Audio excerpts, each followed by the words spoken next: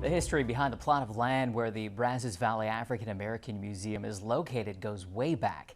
Good morning, I'm Joey Horta. Lindsay is off today. We begin with 25 News reporter Rachel Espaillat explaining the significance of the museum's location.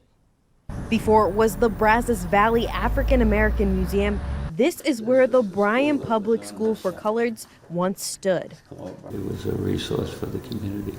And that's what a school is. And that's what a museum is.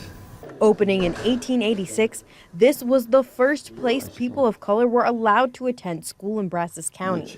A part of it burned, and it was rebuilt into a brick building. The school site transitioned to Washington Elementary after Kemp Junior Senior High was built across town in 1930. My father was the last principal when it was elementary school at Washington. So I had a strong feeling for the property.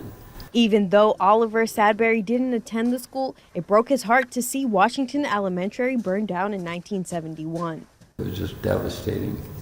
It was a senseless, that's the first thing that I think about it. And on that site, eventually they cleared it off.